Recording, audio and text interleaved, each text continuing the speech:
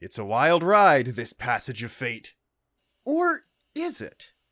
Because a main theme of the Xenoblade series is defying any pre-prescribed fate for oneself, and creating a new, better future with one's own hands. But there's still some weird coincidences in things that you would normally just describe as fate, despite all that. So that's what we're doing today. I've mentioned a couple times before that I think there might be some sort of additional higher level of fate at work in the Xeno series that is above the passage of fate or the futures that are defied by the protagonists throughout the games. So let's look at the evidence for such a thing existing, as well as a few strange coincidences throughout the series, and see if there might be any merit to that idea. I will be spoiling every Xenoblade game pre-Genesis in this, and while I will bring up certain concepts and topics from Xenogears and Xenosaga to add to my points, I will not be spoiling those games at all. While there's certainly stuff in Xenoblade 1 you could point at, this idea, I think, is really solidified as being a possible thing in Xenoblade 2. Namely, when Klaus describes his state as the architect as being a punishment, retribution from on high. Now, he looks up from being within the first low orbit station when he says this. And yes, there is another orbital station above that one on the tower. He's not referring to higher humans. While we don't know his outright religious beliefs, he is referring to God when he says that. And I mean capital G God, not the lowercase g God his other half became in the world of Xenoblade 1. And that's an important kind of distinction to make. Xeno is a very Gnostic series, and throughout all of it, while yes, defeating gods is a very common thing to do, the only ones you ever actually take out are representative of the Gnostic demiurge, false gods created by humanity. That is what Zanza ultimately is. That is Praetor Amalthus, the acting god, as well as Ion and Malos. That is Zed and Alpha, and I think you can even describe Void that way too. So the real question then is, what kind of higher power above a false god exists in the Xeno multiverse? And that can once again be explained by our old friends, the Upper Domain and Wave Existences. To oversimplify lore from Gears and Saga, the lower domain consists of both the physical world and the world of consciousness, the equivalent to XDE's Rift in those games, while what's known as the upper domain is a higher dimension consisting mostly of energy. Crucially, this is the energy put out by the Zohar. But it's not just energy. Conscious living beings exist there, and because they are higher dimensional existences, they are so powerful that even one of these entities, these wave existences as they are called, is so powerful as to be indistinguishable from God with a capital G. Wave existences are the most powerful entities in the entire Xeno series, and it is not even close. This is one of those pieces of lore that hasn't shown up in the Blade games at all, but also doesn't have anything contradicting it, so until we see otherwise, I'm going to assume that something like this exists in Blade as well, especially because I think Gears and Saga share a multiverse with it. And yes, it is explicit canon in Saga that not only do multiple lower domains exist, but multiple wave existences in the upper domain exist, as only one is actually seen in the Saga series itself. This means that all the Blade universes may have been observed by a different wave existence that just hasn't been seen yet the entire time. And it is possible that entity could be subtly influencing things in those worlds. Going back to the Architect, he describes the power of the conduit as leaking from some far-flung dimension, which could very easily be an incomplete understanding of the upper domain. And there's also another manifestation of a Zohar-like thing, as Void had access to a conduit as well. And amongst all the dimensional traveling and Xenosaga analogs that show up in XDE Chapter 13, there are a few other things that could hint at a higher dimension existing too. Since the conduits work effectively the same way as the Zohar, and there were several other references to Saga terminology throughout the Blade series that were lost in translation, it's not too far-fetched for there to be a wave existence out there too. Why do I think this is even a possibility though? Well, the only characterization for wave existences we've had so far is that they are curious about humanity. They like observing life in lower domains, and it seems like they want it to continue. Wave existences have never been portrayed as evil or antagonistic in any way. The only time they've ever been a threat is inadvertently due to their power being too much for the lower domain to physically handle, which is why the upper domain is only safely interfaced with through things like a Zohar or conduit. So, something with that much power that wants life in the lower domain to continue might actually do something to very, very subtly influence things to allow things to go down a better path for all. Because it's something that I think a lot of people don't really realize. The passage of fate, as Zanza talks about it in Xenoblade 1, doesn't seem to actually be a real thing. Like, yeah, he talks about the passage of fate. He talks about combining with the passage of fate before the final battle, and how he is in control of all things. But realistically, that is still just the flow of ether particles that's the same that allows Shulk to have his visions. The same visions that Shulk has been proving wrong time and time again. There is no one set timeline for how things are going to be unless someone intervenes, but there might be happy little coincidences that made it possible for people with the ability to enact change on the world to meet up at the right time in the right place. Also, in the end of Xenoblade 1, Alvis says, "Zanza, this is the providence of the world. Even gods are merely beings restricted to the limited power determined by providence," which would have been a much better thing to call quote-unquote true fate if I'd remembered that this line existed prior to recording this video, and also that a character as in the know as Alvis mentioned something like this directly, so good job me. The only other game that mentions a passage of fate by name, Xenoblade 3, is I think the best example of this. And that is Noah and Mio always meeting each other in every single life. Yes, you could assume that every time someone dies, they're basically immediately regrown from a cradle, so them dying together every time means they'd be reborn at the same time every time. But that doesn't necessarily mean they'd have to be assigned to colonies that would eventually come into contact with each other and allow them to meet again. It doesn't necessarily mean that they'd get freed from the flame clock at all in every single life, and so forth. But I do still think Mobius would take at least a few years after a soldier dies to let them back out into Ionios, purely so people who were still alive wouldn't recognize them and figure out at least a little bit about the cycle and all that stuff. Now, it is entirely possible that there were several lives of Noah and Mio that were just much more mundane soldier lives that ended before Homecoming that we just didn't see during the flashback, but it really seems like the implication is that they find themselves together in every life, and it looks like even their relative ages are the same every single time. On top of that, how did the final Noah and Mio actually form? N and M both reached Homecoming age, and the only explanation for how Noah and Mio were able to be born a final time is their lingering regrets taking shape in form of new people. But that's something we've never seen before. It's some kind of miracle that allowed Ionios to come to an end and time to begin to flow properly again. That is the kind of thing I'm talking about, that yes, there is actually some sort of higher fate that tends history towards a positive outcome for people that is affecting things like that and allowing the impossible to become possible just a slight bit, nudging things just enough in the right direction for the wills and actions of people to do the rest of the work. The other thing is the Kavesi trio. All of Noah's friends from the original world ended up the same age and assigned to the same colony, becoming Noah's childhood friends in his final life in Ionios. That also is an absurd coincidence, especially because, as far as we can tell, that only happened for this last Noah. We see one past life of Uni who didn't seem to be around any of her other friends, so it seems like this is just an extreme cosmic coincidence that only happened in this case. And yet, without Lance and Uni, without even Yorin being himself, Ouroboros wouldn't have succeeded, and Mobius would have won in Xenoblade 3. Another thing is Mira, as it's more or less directly stated that it was pure dumb luck that allowed the White Whale to slip into a different universe when Earth was destroyed, and seemingly something similar for every other alien race that finds themselves on that planet. Now, I don't believe Mira itself is a wave existence related thing or something connected to the upper domain. I believe Mira was a Samarian creation, and that Samarians, while extremely powerful and being able to make the most use out of the conduit out of anyone we've seen, were still lower domain entities, even if they potentially ascended at some point. But it's another weird coincidence.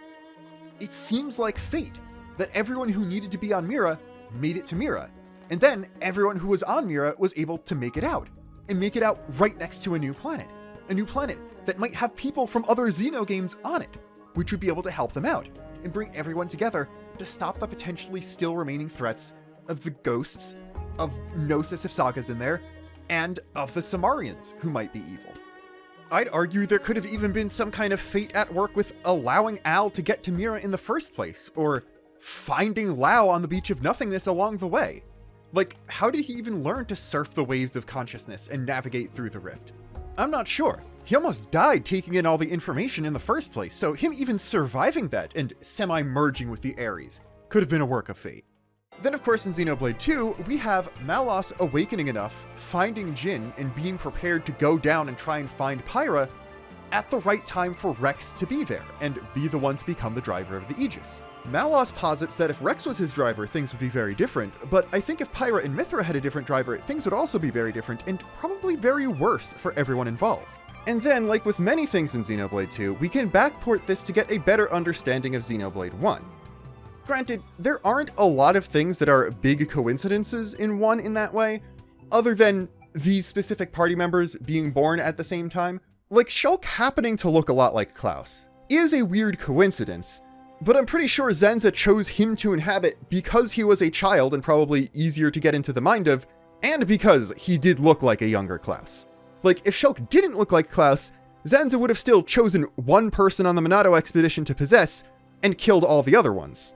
Shulk looking like Klaus is more of a thing to draw thematic parallels between him, Klaus, and Zenza than it is one of these acts of fate I'm talking about, if that makes sense. For me, the real important coincidence here is the fact that Xenoblades 1 and 2 happen to take place at the same time. Is it possible that without the Conduit acting up more, because of Rex's connection with Pyra and Mithra, that Alvis wouldn't have had the power to keep Shulk alive, give him his own proper life, and elevate him to the power of the true Minato? I'm not sure, but it could very well be the case, because it was a space-time transition event making use of the Conduit's power that caused Ontos to depart the Xenoblade 2 world for the Xenoblade 1 world, and therefore immediately create that world, bestowing Zenza and Mainith the powers of their Minatos. So I'm kind of wondering if Alvis wasn't necessarily at full power until the relative point in Xenoblade 1's universe, when Xenoblade 2 had started, and I'm gonna say when Pyra was awakened. We don't really know exactly when during the story of 2 the Conduit started becoming active again. Obviously the first time we really see it be active is when Numa awakens, but I'd have to guess it at least starts stirring a little bit sooner than that. Those are a good chunk of the big instances of things that might be true fate throughout the Xenoblade series at least. But now, I think it's a good time to loop back around to some topics from the beginning of the video. Whether or not people still have free will if this true fate exists, and whether or not there actually needs to be a higher being in existence to facilitate that existing in the first place. For the first point, yes. I'm not talking about a set series of events that people are supposed to follow, and that even the idea of people changing the future is changing it to a future that was always set in stone. Zanza's Passage of Fate was a future that could be read by predicting the motion of ether particles using the power of the Ontos processor, and the Passage of Fate observed in Ionios is not very different, considering that Origin created that world, and Origin is based on the structure of the Ontos core. What I'm talking about is the possibility that the quantum probabilities of events happening end up having a slight bias towards heroic types with strong wills being able to accomplish things against the odds, and move the future towards one they want to see, instead of the one predicted by a machine or false god. If anything, the universe itself tends towards an open-ended future where each being has the right to determine what they make of themselves. Ricky like not knowing, and apparently existence like not knowing too. And then there's the question of a higher power. Does any of what I'm saying make sense without there being some sort of higher power involved nudging things with their own intervention? Be it a wave existence, be it straight up capital G God, or what have you. And I would say yes, at least when there's a conduit involved. Which is the case for every relevant event in the Blade series, so at worst I'll have to amend this video after Genesis comes out if there isn't any conduit involvement. And hey, even then, we didn't know there was conduit involvement in Xenoblade 1 until Xenoblade 2 came out, so maybe 7 years after Genesis when Xenoblade Deuteronomy comes out, I'll have to amend the Genesis section in addition to adding stuff from the new game. That's the beauty of this series. You never know when you're done. Anyway, this ties back to the explanation for characters having superpowers in Xenogears, something facilitated by the Zohar in that game that I did make a slightly more in-depth explanation video on a very long time ago. Basically, in the numbered Blade games, the powers are just your typical style anime magic system, using ether as the quantum of magic instead of whatever else any other series you're thinking of does. In X, humanity's abilities, barring specifically the Ares Prime, are purely technological based, And other characters are also simply using technology or biological functions of other species. But in Gears, every single power is actually highly specialized reality warping using power from the Zohar.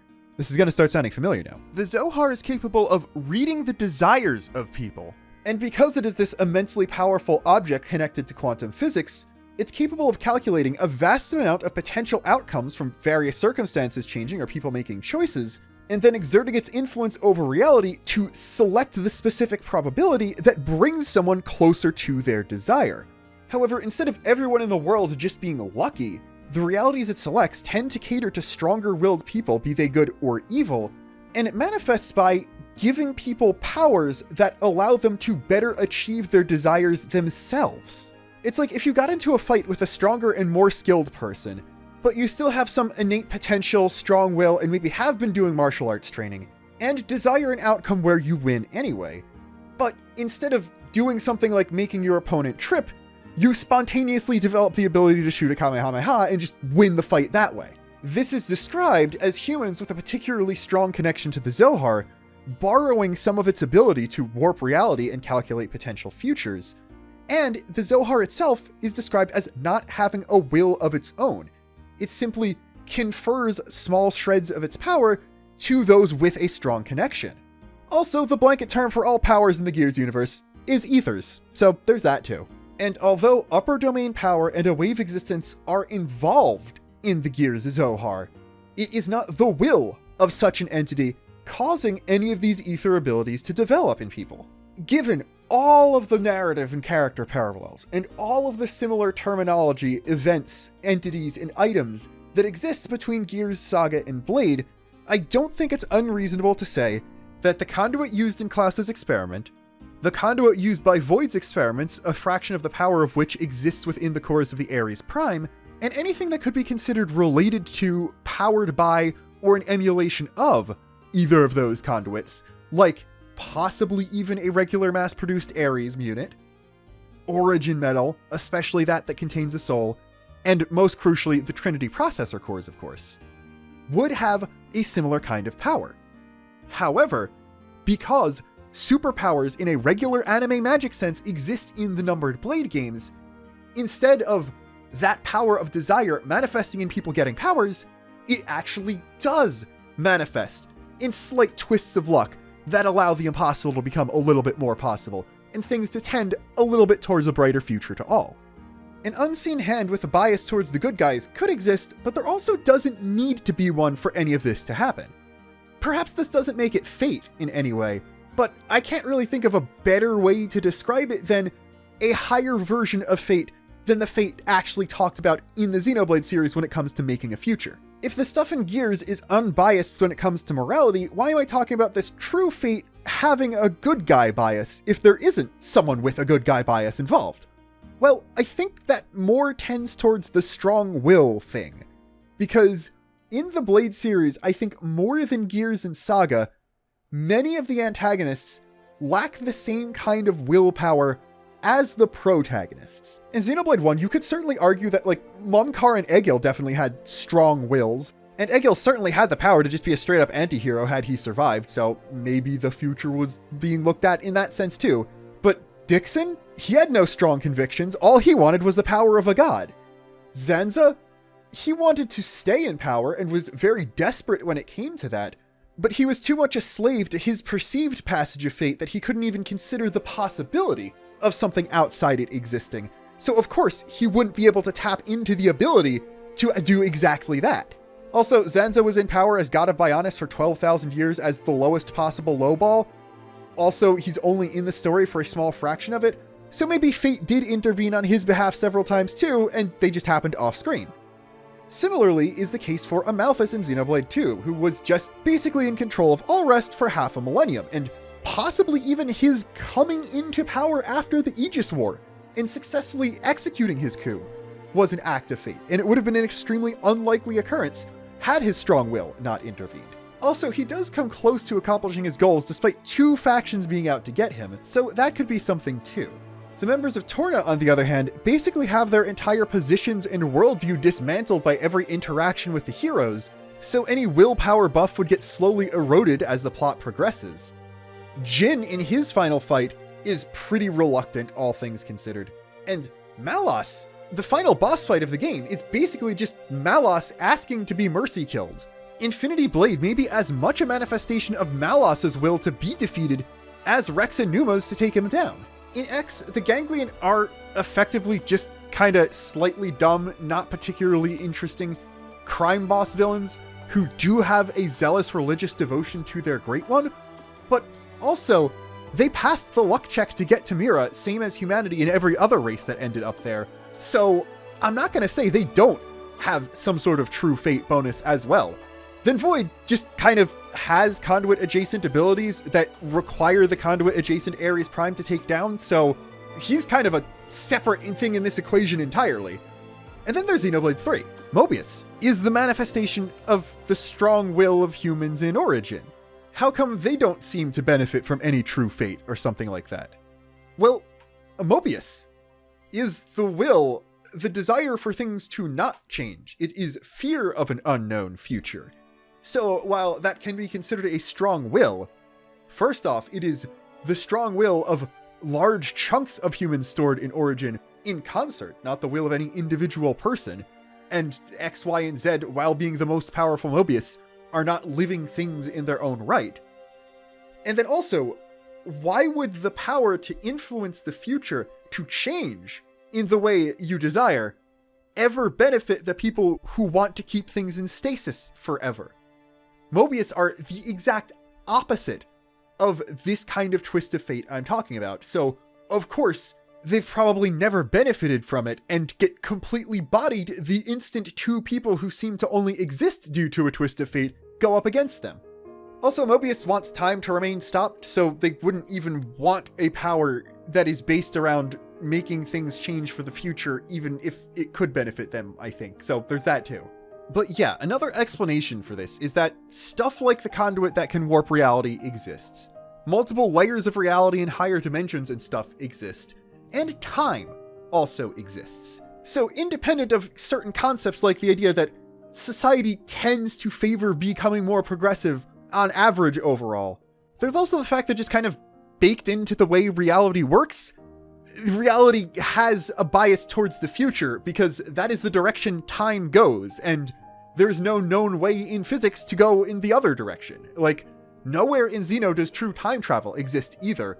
So things just go towards the future regardless, so it makes sense that even if the raw probabilities don't exactly back it up, if there are unlikely things to happen, it would happen in a way that allows the future to become more open-ended and less set in stone by things like machines or powerful people in lower dimensions who can only borrow a fraction of the infinite energy and potential of the upper domain.